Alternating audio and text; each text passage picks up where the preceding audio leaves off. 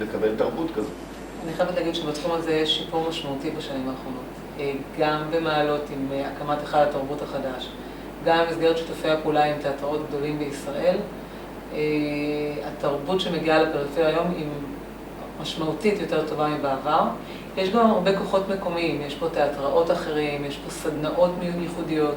הרעיון הוא להציף וללמוד למצוא את הדרכים לצרוך את אותה התרבות. יש היום גם מוכנות מצד התושבים וגם ערנות של הרשויות לצורך הזה. בואו נדבר קצת על חקלאות. אנחנו חיים באזור במועצה שחלק גדול מתושביה מתפרנסים מחקלאות. ואנחנו גם יודעים מצד שני שב-2012 החקלאות לא תופסת את אותו מקום שהיא תפסה לפני עשרות שנים בתחילתה של המדינה וגם בשנים שלאחר מכן. מה עושים עם זה? איך מאפשרים לאנשים להמשיך להתפרנס מחקלאות מצד אחד, אבל מתחברים למודרניזציה מצד שני? היום חקלאות זה מקצוע, זו טכנולוגיה, זו חדשנות. ומעלה יוסף, כדי לשרוד את החקלאות, 50% מתושבי מעלה יוסף מתפרנסים מחקלאות. כדי לשרוד ולפתח, אנחנו צריכים ועדה חקלאית חזקה, שתיקח ותוביל את כל המושבים לחדשנות טכנולוגית, לחדשנות חקלאית. יש לטפל במכסות המים, יש לפתח ענפי חקלאות נוספים, יש לבסס את הענפים הקיימים, כמו העיזים, כמו הדמוניות. יש הרבה מה לעשות בתחום החקלאות. אנחנו צריכים לבוא ככוח. ברגע שנבוא תוכנית אחת, 14 מושבים חקלאיים, נוכל להשיג הרבה יותר. יש שם הרבה מו"פ חדשני. מדברים על מו"פ בהדברה ביולוגית, מדברים על כל מיני פיתוח ענפים חדשים, על דברים נוספים, ואנחנו צריכים להיות חלק מזה.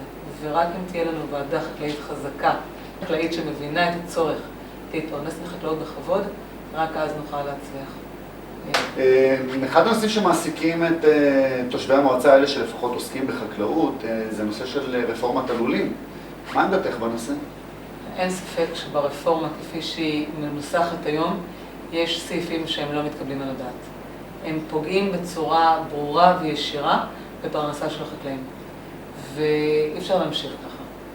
יחד עם זאת, 5 שנים מונפת בעצם חרב על צווארם של מעל 2,000 משפחות שמתפרנסות מהלולים, וחייבים למצוא לזה פתרון. אני חושבת שיש כמה קווים אדומים שאני מאמינה בהם. אחד הוא שבשום מקרה לא תהיה פגיעה בפרנסה של החקלאים. השני, שאין לכפות שותפויות בכוח. והשלישי, שצריך לדאוג למימון חיצוני לטובת הרפורמה. אי אפשר להשאיר אנשים בני מעל 70 ללא פרנסה. אי אפשר אנשים שפרנסו כל החיים שלהם בכבוד, לא יכולים בערוב ימיהם ליפול על הרווחה. זה אסון למעלה יוסף, ובעיניי זה אסון למדינת ישראל. האוכלוסייה במעלה יוסף היא אוכלוסייה שברובה היא אוכלוסייה מסורתית. נושא הדת הוא מרכיב מאוד מרכזי בתרבות הקהילתית.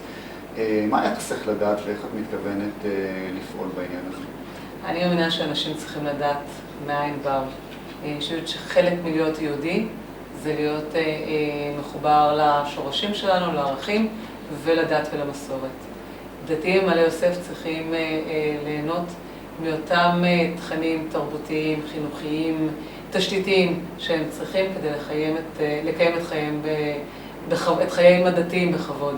אני חושבת שצריך לאפשר פה, אני חושבת שצריך לבחון מחדש את מערכת החינוך שקיימת היום במעלה יוסף, וגם כבר היום מעל 200 ילדים לומדים בחינוך דתי מחוץ למועצה, אני לא פוסלת אפשרות להקים פה בית ספר דתי.